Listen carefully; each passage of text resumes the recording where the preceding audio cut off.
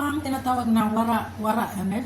Kasi ito, grape leaves yan na lagyan ng mincemeat at saka rice sa loob. At ito yung kusa. At may lamb chop din sa ibabaw. Hi guys! Ito, magbubutas na naman tayo ng matanggal ng laman ng kusa. Ito kasi lulutuin ko ngayon. Ayan, ganito lang magtanggal sa ilalim. Ayan. Marami pa oh. Tapos, lagyan ko ng mincemeat at saka rice sa loob bago siya lulutuin. Ayun, nabutas. Kailangan, dandahan lang talaga pag dandahan lang sa pag-ikot nito kasi may posibilidad na mag-crack siya dito. Tapos, paglagyan mo na siya ng kanin at saka mincemeat, hindi na siya maano na siya. Hindi na siya ma-okay.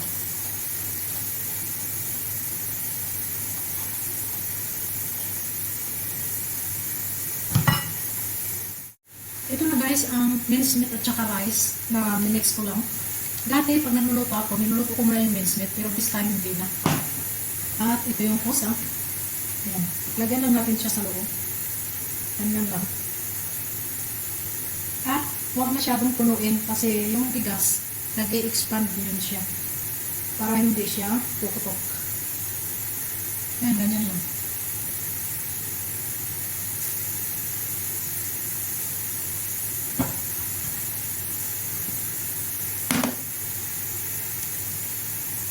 Hindi na ako nag-gloves kasi yung gloves na binili ng amo ko medyo maliit. Hindi siya komportable. Kaya kamayan na lang.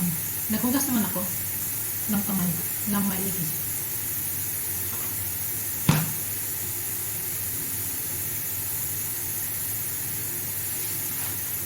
Guys, natapos ko ng palamanan. At dito natin siya lulutuin. At haluan natin siya ng lamb chop. Ayan, medyo pina-fry ko lang siya. Ilagay na natin ang ating kusa.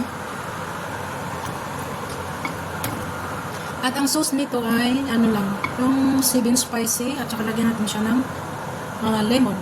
At ito yung imimix ko mamaya. Inano ko na siya, pinipressure cooker ko yan kasi medyo matigas yung grape leaves. Grape leaves yan siya na may mincemeat din sa ilalim. Ayan, imix ko yan siya dito mamaya pag naluto na itong pusa.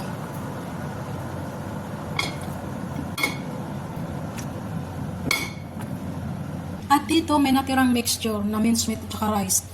Sobra dito sa pinalamanan ko. Inilo ko lang siya at ilagay ko siya dito. Sayang naman kasi. Ayan. Sana hindi ito maghiwa-hiwalay. Ayan. Hindi naman siguro kasi yung medyo malagkit itong bigas. Gagawin natin yung isasabang natin doon sa ating kusa. Ayan, lemon. Ayan, maraming lemon. Tapos, asin. Tapos ito yung 7 spicy. Lang. Tapos tubig. Mix lang natin siya.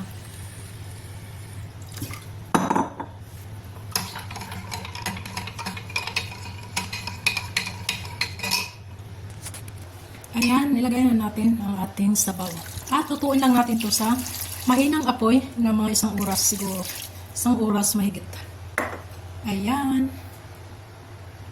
Ayan guys, ganyan lang kadami ang sabaw na tamang-tama lang yan.